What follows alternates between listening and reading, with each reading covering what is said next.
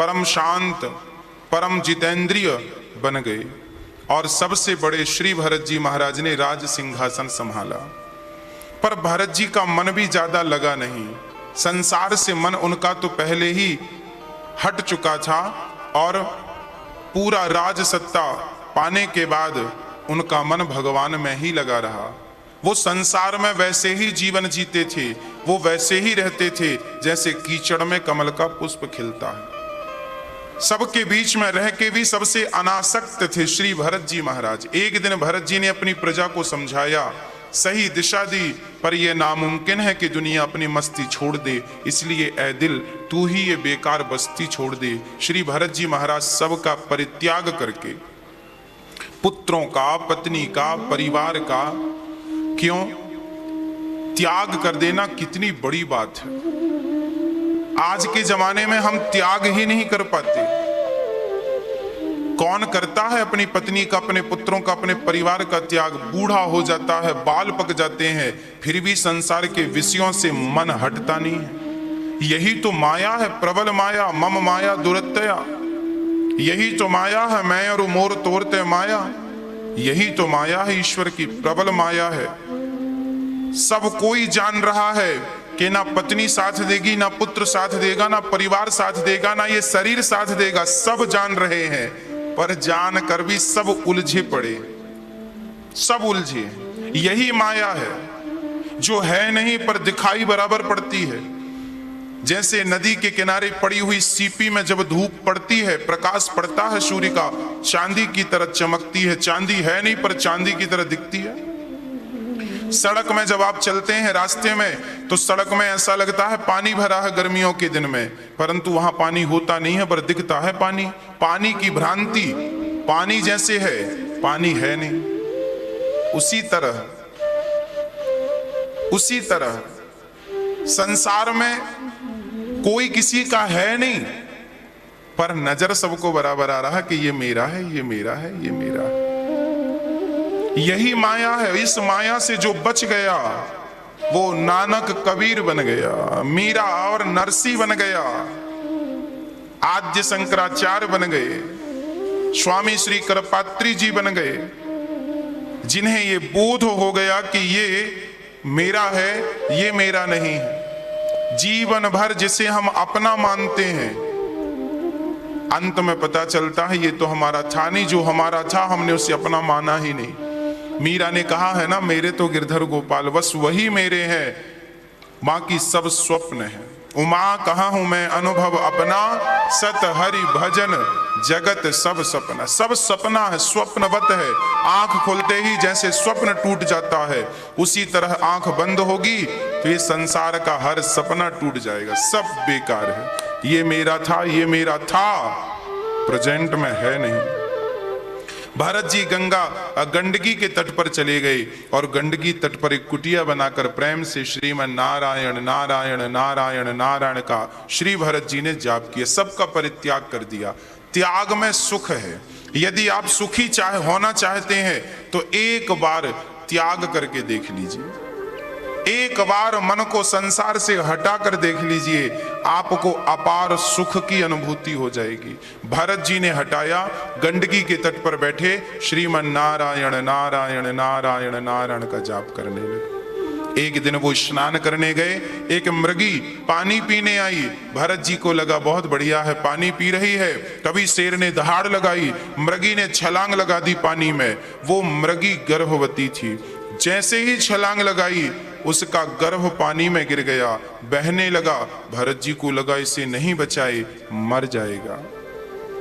भरत जी उस मृगी के बच्चे को बचाकर अपनी कुटिया पर ले आए। मृगी तो ना बच सकी, पर मृगी का बच्चा बचा, कुटिया पर ले आए। उसे खिलाया पिलाया, आग के पास रख के उसकी सिकाई की।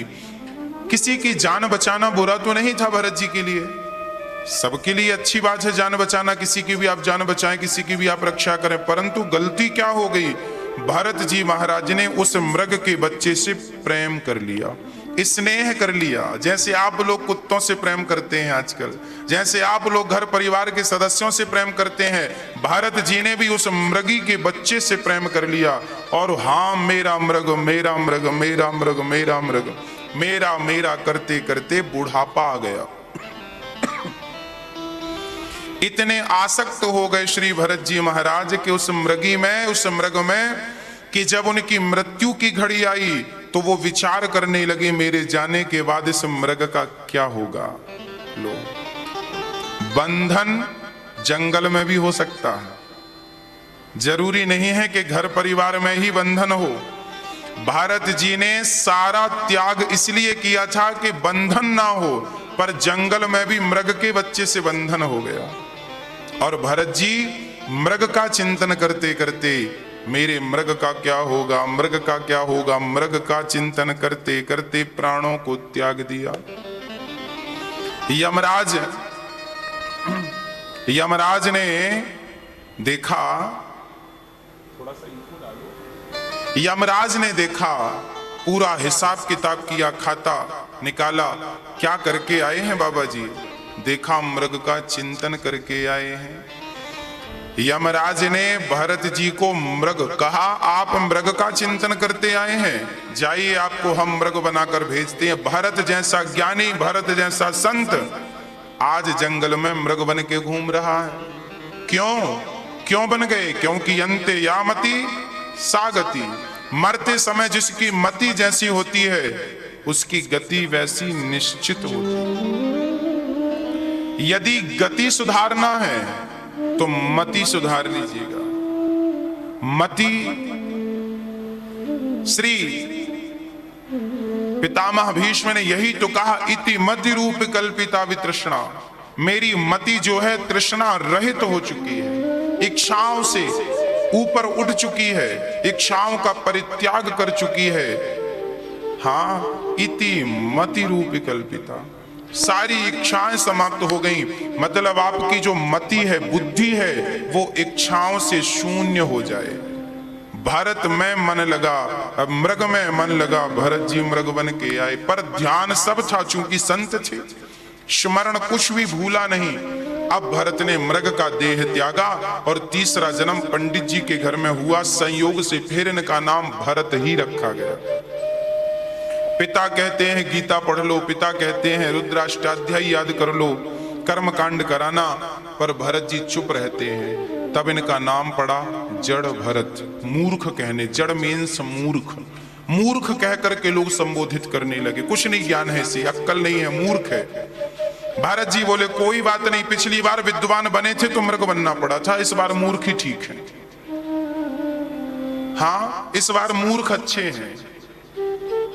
ज्यादा विद्वान होने के भी ज्यादा ही नुकसान है, इसलिए भरत जी मूर्ख बन के चल रहे हैं। कोई प्रत्युत्तर नहीं, जो जैसा कह दिया, गाली दे दिया सो गाली खा लिए, सुन लिया, स्तुति कर दी तो स्तुति, ना स्तुति करने वालों को धन्यवाद देते, ना गालियां देने वालों को कुछ कहते, चुप, साइलेंट, बिल्कुल चुप।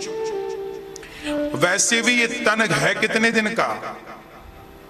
अधिक से अधिक हमें 80 साल की उम्र मिली है, और अधिक तो 100 साल, इससे ज्यादा तो कोई जीना नहीं हो। ज्यादा इससे जी भी गए तो घर वाले प्रार्थना करने लगे, हे भगवान अब उठा लो, दादी बड़ी बूढ़ी हो गई है, दादा बड़े बूढ़े हो गए। ज्यादा जीना भी दुश्वार है। गांव के लोग कहावत कहते हैं, बहु जीना बहु जोतना, क्यों ना मुसीबत होए। बहु जीना मतलब बहुत जिंदा रहना, और बहु जोतना मतलब बहुत ज्यादा धन हो जाए तो भी मुसीबत। बहु जीना बहु जोतना, क्यों ना मुसीबत होए। तो अधिक जीना भी बेकार है। भरत जी महाराज चुप रहते हैं। जो तन पाया है, जितनी जिंदगानी पाई है, वो भगवान के चरणों में अर्पण करते जा रहे हैं। कर्म सारा करते हैं, भगवत प्रेम बराबर है, पर बोलते नहीं। चक्कर में न मृगी की तरह दूध से जली हुई बिल्ली छाछ को भी फूक फूक के पीती है। तात्पर्य यह है, भरत जी भोग चुके हैं। मृग में मन लग गया था, गति बिगड़ गई, अब गलती करना नहीं चाहते, चुप हैं, साइलेंट। हम कहते हैं आप भी चुप हो जाइए। एक उम्र जब आ जाए, हम तो कहते हैं 40-50 साल की जब आपकी उम्र हो ना, 50 साल की, 50 साल के आदमी को चुप हो जाना चाहिए, ज्यादा बोलना नहीं चाहिए, क्योंकि आपके घर में झगड़े अधिकांश आपके बोलने से होते हैं। बुढ़ापा और बिगड़ जाता है झगड़ों में। इसलिए 50 साल की उम्र हो जाए उसके बाद चुप हो जाओ, मौन व्रत ले लो। बहुत तो बोल लिया, बहुत तो समझा लिया जमाने को, बोल तो दिया जो बोलना था, बचा क्या है? अब चुप होने का टाइम है। हम भी अपने टाइम पर चुप हो जाएंगे। आप अभी चुप हो जाइए, यदि आप 50 पार कर गए हैं, 50 की एज पार हो गई, चुप रहिए। बोलिए तो केवल भगवान का नाम बोलिए, बोलिए तो भगवान की कथाएं बोलिए, बोलिए तो भगवान की भजन बोलिए, बोलिए तो वहां बोलिए जहां आपको सुनने वाले हों। कई बार आप वहां बोलते हैं जहां आपकी कोई सुनता ही नहीं। वहां बोलने से क्या फायदा जहां आपको कोई सुने ही ना। अब आप बोलते हैं और आपका अपना परिवार कहता चुप रहो, चुप रहो, चुप, वो कह रहा चुप रहो और आप बोलते ही जा रहे हैं, हम बोलते ही जा रहे हैं। मतलब आपको कोई सुनना चाहता नहीं, फिर भी बोले जा रहे हैं। क्यों अपने शब्द खराब कर रहे हैं? क्यों अपनी एनर्जी वेस्ट कर रहे हैं? ये शब्द भगवान की भक्ति के लिए यूज कर लो, भगवान की कथाओं में यूज कर लो। ये जो ऊर्जा है, एनर्जी है, शक्ति है, पावर है, भगवत भक्ति में वेस्ट करो। कहां वेस्ट कर रहे हो व्यर्थ में? कहां लगा रहे हो अपनी एनर्जी, ऊर्जा? कहां? मेरे पास बोलने की शक्ति है। मैं आपकी निंदा करूं तो भी 3 घंटे गुजर जाएंगे। मैं आपकी चर्चा करूं, फिजूल की बातें करूं तो भी 3 घंटे गुजर जाएंगे। पर मैं 3 घंटे बातें करके, बकवास करके नहीं, मैं तो 3 घंटे भगवान की कथा सुना के गुजारता हूं। तो मेरी वाणी, मेरे शब्द पवित्र हो जाते हैं। मेरा मुख का होना, मेरे शब्दों का निकलना सब सफल हो जाता है, सार्थक हो जाता है। आप भी कम बोलिए। यदि आपने 50 के बाद मौन व्रत धारण कर लिया, विश्वास दिलाता हूं घर में भगवान की तरफ पूजे जाओगे तुम। बहुत बोलते हो इसलिए लोग दुत्कार देते हैं। साइलेंट होके तो देखो, घर में भगवान की तरफ पूजे जाओगे तुम। तुम्हारा घर घर नहीं रहेगा, स्वर्ग बन जाएगा। अधिक बोलने से घर में आग लगती है, अधिक बोलने से झगड़े उत्पन्न होते हैं। चुप रहो, कोई प्रत्युत्तर नहीं। कोई अच्छा करे तो कर, बुरा करे तो कर, हमें क्या करना? अपने आप को मरा हुआ मान लो। मर गया मैं, जिंदा हूं तो केवल भगवान की प्राप्ति के लिए जीवित हूं, बस। मां की मरा हूं मैं। कथा में एक बार हमने आपको सुनाया था, एक पंडित जी कथा सुना रहे थे गुरु जी। वो कह रहे थे राधे श्याम जपो मुक्ति मिलेगी, राधे श्याम जपो मुक्ति मिलेगी। एक तोते ने कथा सुन ली और तोता भी जपने लगा राधे श्याम, राधे श्याम। लोगों को लगा बढ़िया तोता, तोते को पकड़ लिया, पिंजरे में डाल दिया। अब तोता बोला बाबा जी की बात झूठी थी। बाबा जी ने कहा था राधे श्याम जपोगे तो मुक्ति मिलेगी, मुझे तो बंधन मिल गया, पिंजरा मिल गया। अब तोता लगा गालियां देने बाबा जी को, तुमने क्या कर दिया, लो मैं फंस गया। अभी तो आजाद था और पिंजरे में आ गया तुम्हारे राधे श्याम के चक्कर में। तो वो महात्मा जी फिर मिल गए। तोते से कहा क्यों, कैसे हो? तोते ने कहा तुम्हारे चक्कर में फंसा हूं, जल्दी से आजाद कराओ। संत जी ने कहा क्या हुआ? बोले आपने कहा था राधे श्याम बोल, राधे श्याम बोलो मुक्ति मिलेगी। कहा मैंने जपा राधे श्याम तो बंधन मिल गया। संत जी ने धीरे से कहा पागल, तूने बात ठीक से सुनी नहीं है। उस बात के पहले मैंने ये भी बोला था कि तुम्हें मरना पड़ेगा। तू एक काम कर, यदि मुक्ति चाहता है, यदि मुक्ति चाहता है तो सुन, यदि मुक्ति चाहता है तो मर जा। तोता बोला कैसे मर जाऊं? संत बोले झूठ मूठ का मर जा, दोनों पांव ऊपर कर ले, सामने वाले को लगेगा मर गया। तोते ने कहा बात ठीक है। अब तोता मर गया, ना पानी पिया ना कुछ खाए, पांव ऊपर करके पड़ा। जिसने पकड़ा था उसको लगा मर गया। जैसे ही उसको लगा मर गया, उसने पिंजरे का दरवाजा खोला और जैसे ही खोला तोते को बाहर निकाला, तोता उड़ गया। तोता उड़ते हुए बोला, बाबा जी सच कहा था, राधे श्याम जपने से बंधन मिल सकता है, पर राधे श्याम के लिए मर जाओगे तो मुक्ति जरूर मिलेगी। मरना पड़ेगा तुम्हें परिवार के लिए। मरने का अर्थ ये नहीं कि मैं ये नहीं कहता कि आप मर जाओ, मरने का अर्थ है परिवार के लिए मर जाइए, संसार वालों के लिए मर जाइए। जिंदा रहिए तो केवल गिरधर गोपाल के लिए जिंदा रहिए। हाँ, यही तो मोक्ष है, यही तो मुक्ति है। भरत जी महाराज, भाई उनके पिताजी समाप्त हो गए, भाई भौजाई रोटी देती बासी नमक के साथ खाते, कोई शिकायत नहीं है। मैं तो आपसे निवेदन ये भी करूंगा कि जीवन में शिकायत नहीं होनी चाहिए। आपका जीवन ना शिकायतों से भरा पड़ा है। शिकायत शिकायत शिकायत शिकायत शिकायत।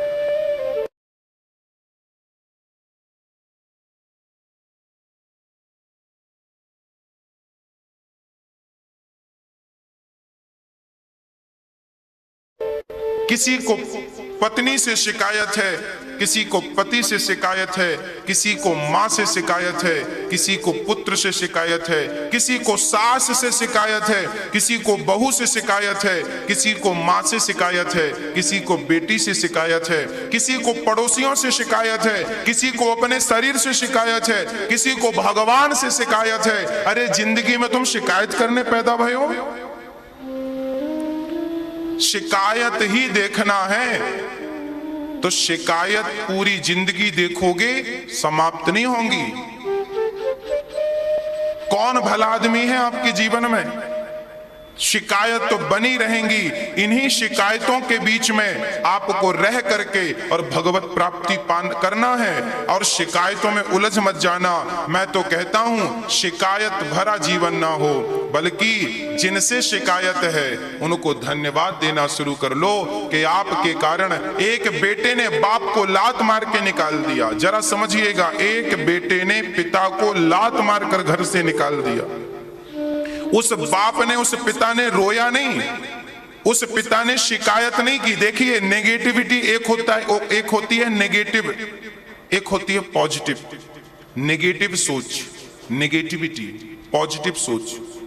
तो आपको क्या सोचना है वो आप देखिए। मैं आपको दोनों सोच आपके सामने रखता हूं, एक नकारात्मक, एक नकारात्मकता, एक सकारात्मकता। नकारात्मकता क्या होती है और सकारात्मकता क्या होती है, दोनों बातें रखता हूं। एक बेटे ने पिता को लात मारा, पिता को घर से निकाल दिया। वो बाप रोया नहीं कि मेरे बेटे ने लात मारा है सबके सामने। वो पिता प्रसन्न था, पिता प्रसन्न थे, और वो पिता प्रसन्न चित्त में घर से निकल गए और चारों धाम की यात्रा में निकल गए। कभी बद्रीनाथ, कभी केदारनाथ, कभी रामेश्वरम, कभी जगन्नाथ जी, कभी द्वारिका, आनंद से रहते।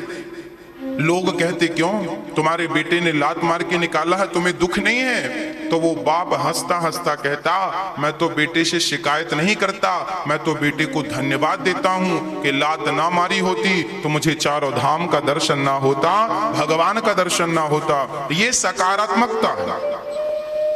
और अब इसको नकारात्मकता लीजिए, लो मेरे बेटे ने लात मार दिया, सबसे बताओ, सुनो सुनो बेटे ने लात मारा, सब देखो, फिर रोने लग जाओ, जमाने से डिंडोरा पीटो। क्या होगा? आप अपना दुख जमाने से रो देंगे तो क्या होगा?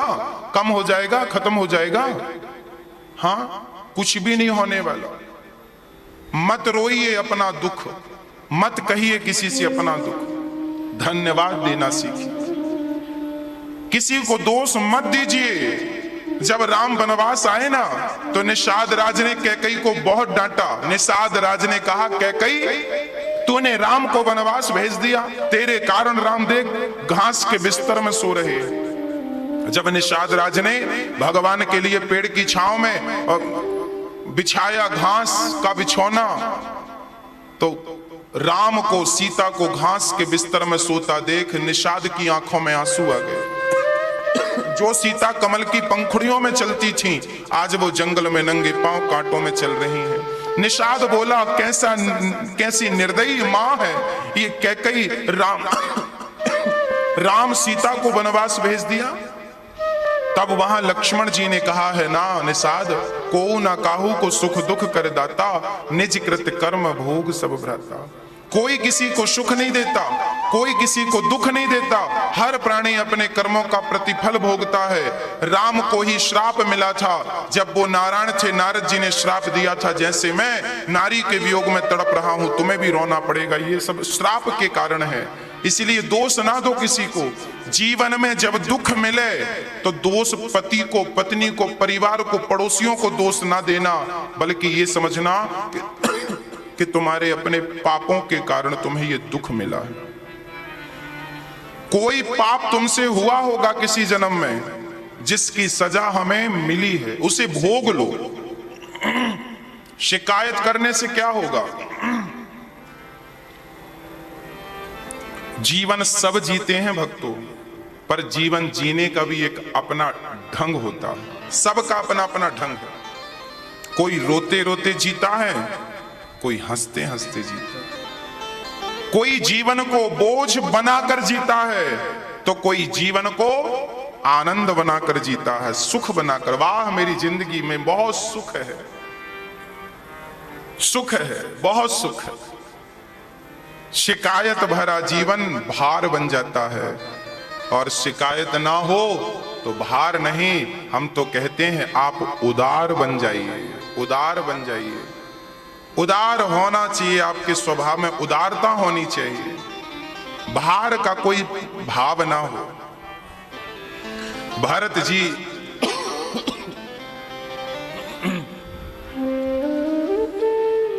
जी की भौजाइयों ने घर से निकाल दिया। देखिए, भरत जी की भाभियों ने घर से निकाल दिया। भरत जैसों को, राम जैसे पुत्रों को कैकेयी जैसी माओ ने घर से निकाल दिया, तो आपको और हमें ये दुनिया घर से निकाल दे तो क्या आश्चर्य की बात। लोगों ने तो सीता माता को घर से निकलवा दिया, राम को कैकेयी मां ने घर से निकाल बाहर किया, भारत जैसे संत को भौजाइयों ने घर से निकाल दिया। तो कभी कोई हमारा हाथ पकड़ के बाहर कर दे तो इसमें रोने जैसी क्या बात है? हाँ, जीवन में हर हाल में आपको पॉजिटिव रहना, प्रसन्न रहना, हर हाल में प्रसन्न रहो। भगवान कृष्ण का जन्म हुआ और जन्म लेते ही उनके पिता ने उन्हें निकाल दिया। निकाला कि नहीं? जेल में पैदा हुए थे भगवान, जन्म लेते ही भगवान ने, वसुदेव जी ने भगवान को निकाल दिया कि नहीं? निकाल दिया साहब, निकाल दिया। इसलिए जीवन में शिकायत ना हो, जो हो रहा है ईश्वर की मर्जी से हो रहा है, ये भाव समझकर ईश्वर का धन्यवाद दीजिए। प्रसन्न रहिए, हर हाल में खुश रहिए। भरत जी जंगल में पेड़ की छांव में नारायण नारायण का जाप करते। सिंधु सौवीर देश का राजा पालकी पर, उसके पहले एक भद्रकाली के मंदिर में भरत जी की बलि चढ़ाने गए, पर भद्रकाली ने प्रकट होकर उन दुष्टों का दमन किया और भरत जी की रक्षा की। एक सिंधु सौवीर देश का राजा रहुगण पालकी में चढ़ के और जा रहा था। अचानक एक कहार बीमार पड़ गया, तब भरत जी को कहार बना करके रख लिया। भरत जी के कंधे पर पालकी थी, उस पालकी पे एक राजा बैठा था, नाम था रहुगण। ये रहुगण वही था पिछले जन्म का मृग, जिस मृग को भरत जी ले आए थे कुटिया पर, जिसके कारण इनकी दुर्गति हुई। वही मृग आज राजा बन के फिर से कंधे पे आके बैठ गया। पर भरत जी समझ गए कि तब खाई तो खाई, अब खाए तो राम दुहाई, अब ये गोता नहीं खाना। भरत जी चीटी पांव में ना दब जाए, कोई हत्या ना हो जाए, भरत जी ने जोर की छलांग लगाई, राजा रहुगण की पालकी माथे पे टकराई। राजा रहुगण बोला, क्यों रे, ये कौन उछल कूद कर रहा है? कहारों ने कहा, महाराज ये नया नया भर्ती हुआ है, बिना इंटरव्यू का यही उछल कूद करे जा रहा है, समझाओ। समझाया, भाई ठीक ठीक चल, राजा बड़ा खतरनाक है। अब की बार राजा रहुगण को ऐसी पालकी टकराई, भरत जी ने जोर की छलांग लगाई कि राजा रहुगण के सिर से रक्त बहने लगा। राजा रहुगण ने पर्दा हटाकर देखा, कौन है भाई, उछल कूद क्यों कर रहा है, क्या कारण है? तब भरत जी को सबने इशारा किया, ये उछल कूद कर रहा है। रघुगण बोला, बड़ा व्यंग वचन बोल रहा, बड़ा दुबला पतला है ना, मेरा भार नहीं उठा सकता। आज भरत जी ने विचार किया कि आज तक तो मैं चुप रहा, पर आज बोलने की आवश्यकता आन पड़ी। जहां आपको बोलने की अत्यधिक आवश्यकता हो वहां तो बोलिए, पर जहां बोलने की जरूरत ना हो वहां कतई मत बोलिए। बोलने के पहले विचार करिए क्या बोलना है। आज भरत जी ने बोलना स्टार्ट किया। त्वयोदितं व्यक्तमविप्रलब्धं भरतो समे स्याद् वीरभारः गन्तुर्यदि स्यादधिगम्य मध्वा पीवेति रासौ न विदां प्रवादः। त्वयोदितं व्यक्तमविप्रलब्धं भरतु समे स्यादधि वीर भारः। भरत जी ने कहा, राजन, भार नाम की कोई वस्तु है तो केवल शरीर ही भार वस्तु है, शरीर में ही भार है। आप कहते हो मैं तुम्हें मार डालूंगा, तो ये बताओ मारोगे किसे? शरीर को मारोगे या फिर आत्मा को मारोगे? मैं शरीर नहीं हूं, मैं तो मात्र आत्मा हूं। याद रखना भक्तों, शरीर अलग है, आत्मा बिल्कुल अलग है। जैसे मोबाइल अलग है और सिम कार्ड बिल्कुल अलग है, पर है एक दूसरे के पूरक, उसी तरह शरीर मोबाइल सेट की तरह है और आत्मा सिम कार्ड की तरह है। दोनों अलग अलग होते हुए भी हैं एक दूसरे के पूरक। शरीर 5 तत्वों से मिलकर बना है। पृथ्वी जल वायु अग्नि आकाश क्षितिजल पावक गगन समीरा पंच रचित अति अधम शरीरा। शरीर 5 चीजों से निर्मित हुआ है, जबकि आत्मा परमात्मा का प्रतिबिंब है। मैं अभी शरीर का परिचय दे दूं, फिर आत्मा का परिचय दूंगा। शरीर 5 चीजों से मिलकर बना है। आप कहते हैं कि मैं शरीर हूं। यदि आपने शरीर मान लिया अपने आप को, तो एक बात बताओ, जब हम मर जाते हैं, सामान्य भाषा में बोलते हैं मर गया। जब आदमी मरा तो उसका शरीर तो पड़ा था, हाथ भी थे, आंख भी थी, पांव भी थे, सब तो था। क्या नहीं था?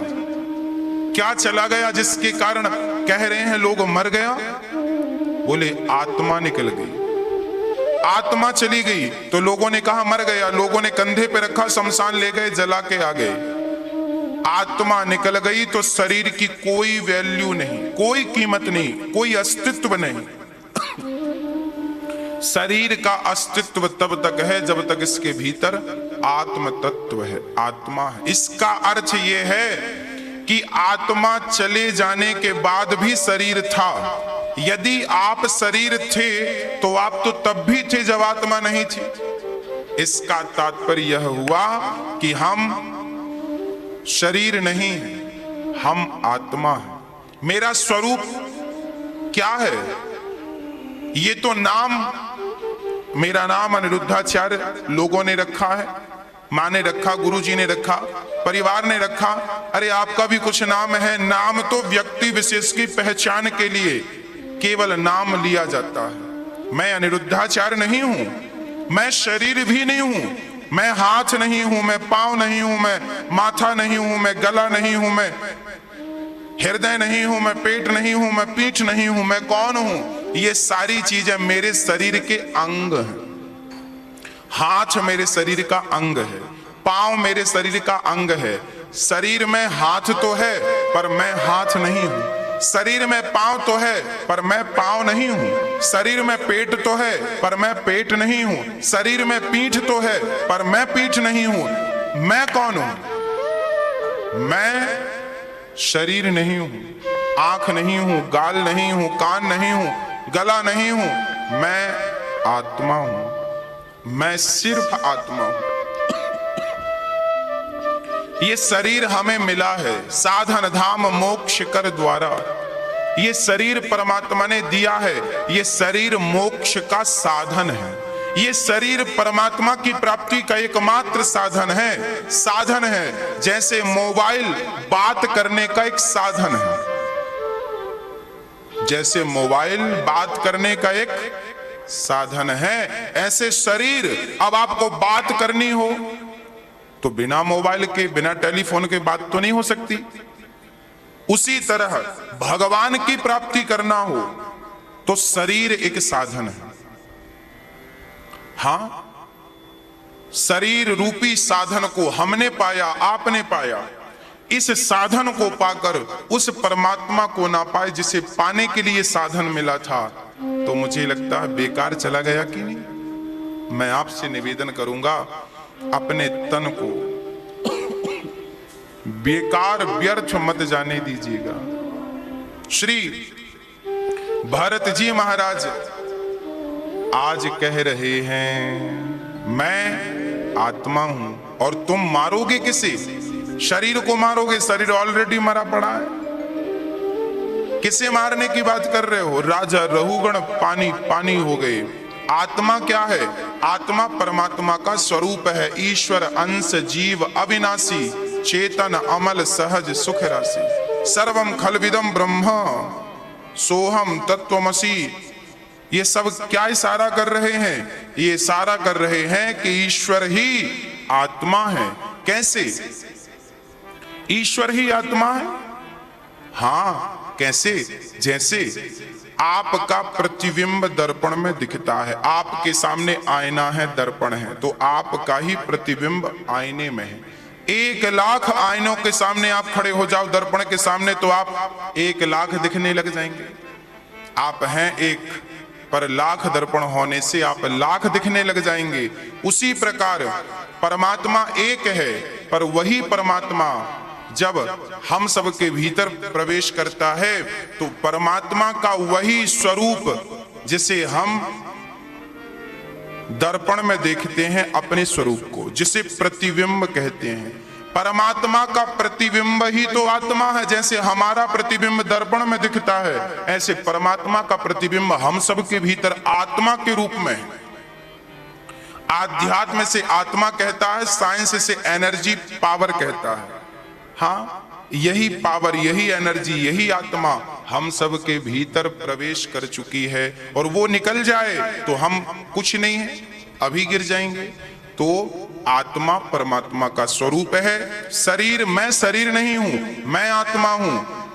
अब ये प्रश्न ये खड़ा हुआ, महाराज जी मृत्यु किसकी होती है? मरेगा कौन?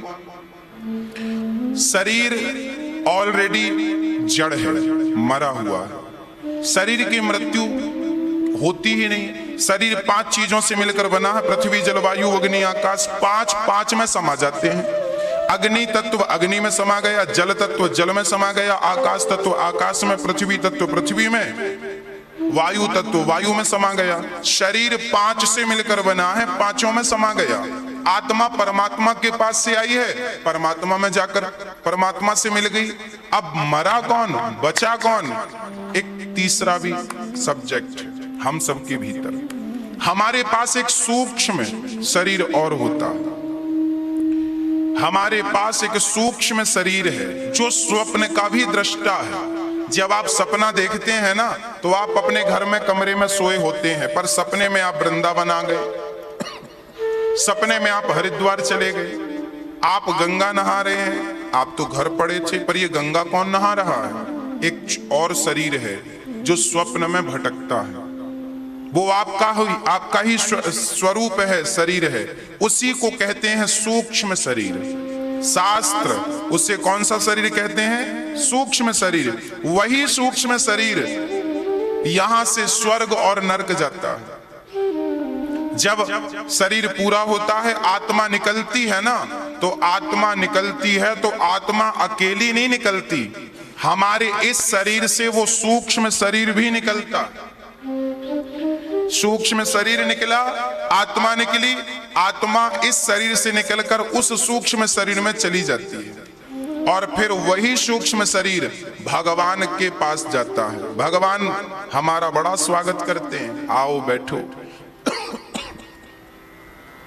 बढ़िया चेयर पे बिठाते हैं भगवान, खिलाते पिलाते हैं। वहां एक बहुत बड़ी टीवी लगा रखी है भगवान ने। हमने जो जन्म से लेके मृत्यु तक काम किए हैं सब भगवान की टीवी में दिखता है। भगवान बाजू में बैठ के पूरी पिक्चर देखते हैं आपकी और हमारी। देखो तुम क्या कर रहे हो, कितना पुण्य कितना पाप, सब दिखता है। भगवान कहते हैं इसलिए भेजा था तुझे, देख क्या कर रहा है तू, कितना पाप कर रहा है, कितना झूठ बोल रहा है, कितना कपट कर रहा है। आप बड़े लज्जित होते हैं, आप बड़ा दुखी होते हैं। भगवान यमराज को बुलाकर कहते हैं चलो भाई इनका हिसाब किताब करो। फिर हमारा हिसाब होता है, यमराज जी हिसाब करते हैं तो हिसाब में क्या निकलता है, हमारे 5 किलो पाप और 100 ग्राम पुण्य। कितना पाप है, 100 कितना 5 किलो पाप है। भगवान ने कहा देख भाई तेरे पाप इतने ज्यादा हैं और पुण्य इतने से हैं, अब मैं क्या करूं। भगवान क्या करेंगे, पाप किया है तो भगवान कहते हैं 5 किलो पाप किया है, जाओ भोगो। तो 5 किलो पाप लेके तुम यहां आ जाते हो, कुत्ता बनकर, बिल्ली बनकर, नाली का कीड़ा बनकर, सुअर बन करके, ये हाथी बन करके, शेर बन करके, बिल्ली बन करके, चूहा बन करके, ये जो जितनी भी योनियां हैं मनुष्य को छोड़कर ये सब भोग योनियां हैं। यहां इंसान अपने किए की सजा भोगता, यही नरक है। कुत्ता कौन बनता है, हमारे पाप ज्यादा हो जाएंगे, भगवान कहेगा जाओ कुत्ता बन के भोगो, बिल्ली बन के भोगो, चूहा बन के भोगो। भोगने के बाद जब हम मर के फिर जाते हैं 5 किलो पाप खत्म, फिर भगवान कहते हैं अब 100 ग्राम पुण्य बचा। तो 100 ग्राम पुण्य के बल पर भगवान फिर तुम्हें मानव का तन दे देते। जाओ एक अवसर और दिया तुम्हें, मानव का चोला दे दिया। ये मानव का तन तुम पुण्य के कारण पाए हो, बड़े भाग्य मानस तन पावा। और मानव का तन पाकर भी तुम मस्ती ही करते रहे तो भगवान फिर से तुम्हें उन निम्न योनियों में डाल देगा, उन नीच योनियों में डाल देगा, कुत्ता बिल्ली बनाकर भेज देगा, भोगते रहना। इसलिए निवेदन करता हूं अभी भी वक्त है, अभी भी कुछ नहीं बिगड़ा। ये जो तन मिला है सदुपयोग कर लो। गई बहुत थोड़ी रही नारायण अवचेत, काल चिरैया चुग रही निस दिन आयु खेत।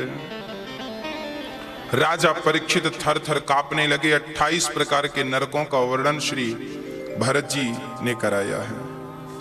28 नरक हैं, तामिश्र, अंध्र तामिश्र, रौरव, महारौरव, कुंभी पाक, कालसूत्र, असिपत्र वन, सूकर मुख, अंधकूप, ऐसे 28 प्रकार के नरक हैं। जो जैसा पाप करता है उसे वैसी नरक में डाला जाता है। 84 लाख योनियां ये नरक ही है। हाँ बताओ चूहे को क्या सुख है, बंदर को क्या सुख है, पानी बरस रहा है भीगता रहता है।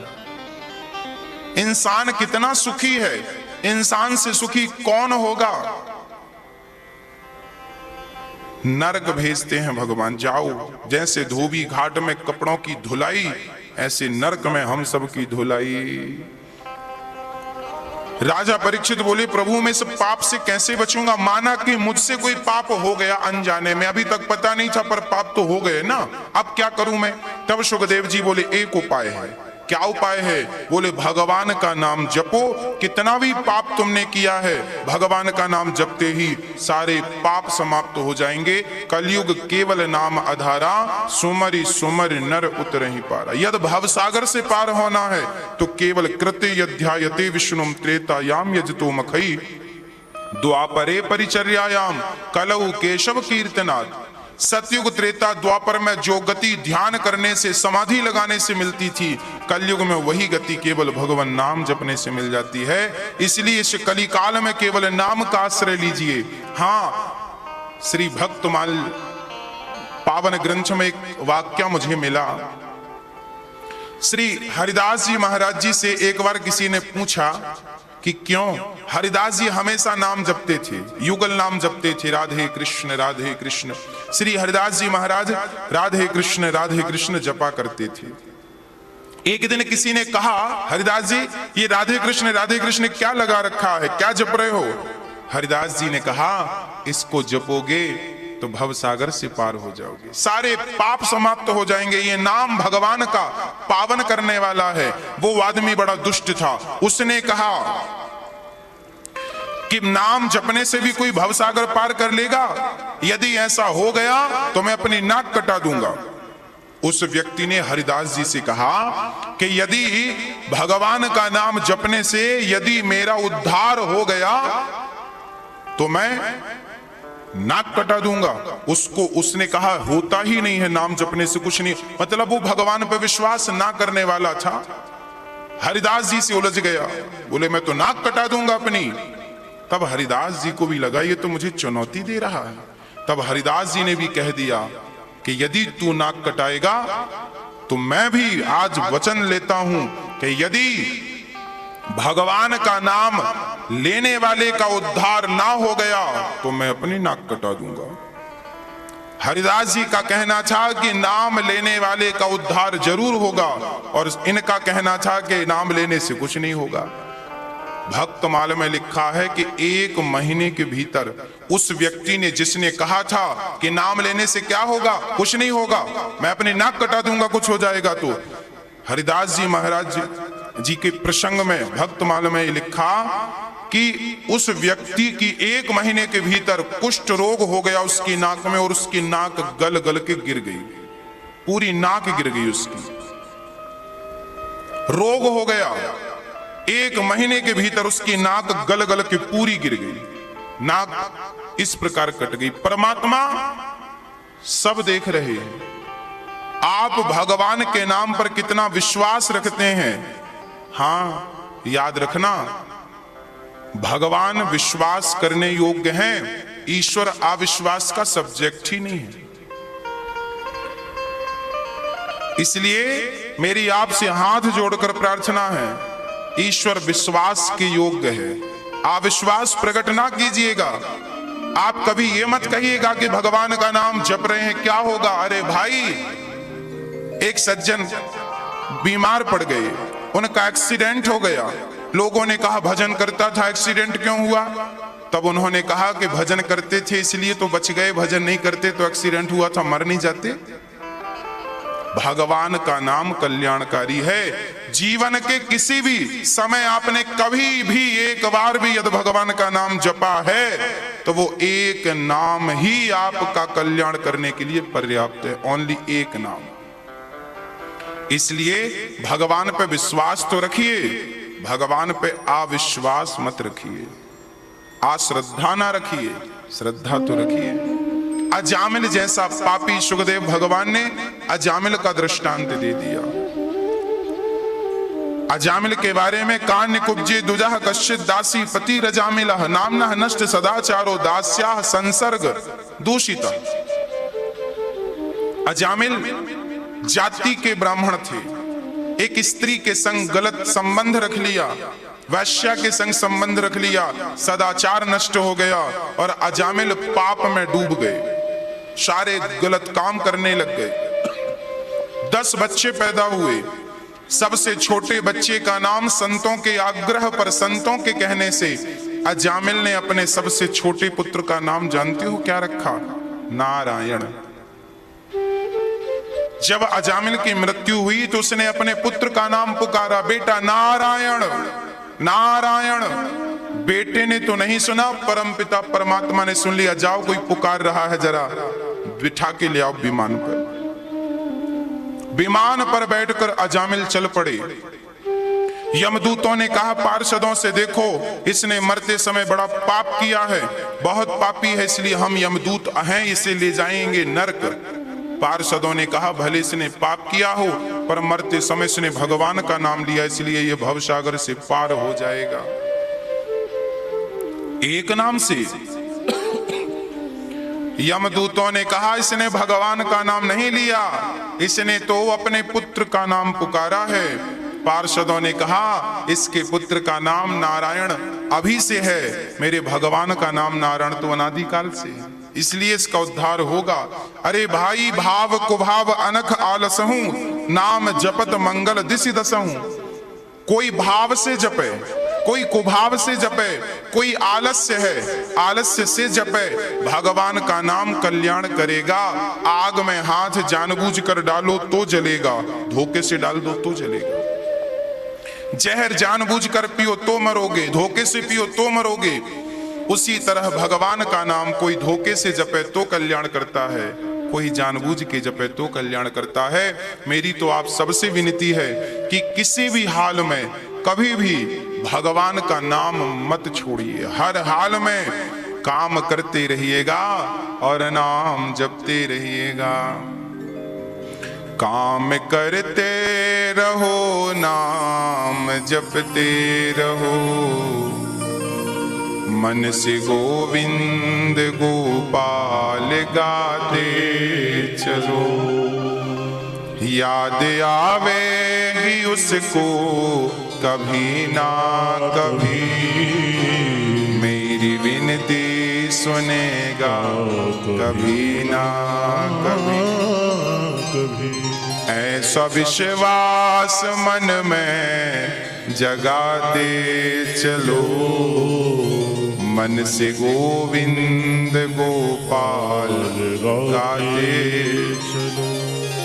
कभी तो आएगी ना उन्हें याद, इसलिए नाम कभी मत छोड़िएगा, नाम कभी मत छोड़िएगा। काम के साथ भगवान का नाम, श्रीमन नारायण नारायण नारायण। अजामिल जैसा पापी नाम लेकर मुक्त हो गया, इससे बड़ा और उदाहरण भला जीवन में क्या हो सकता है।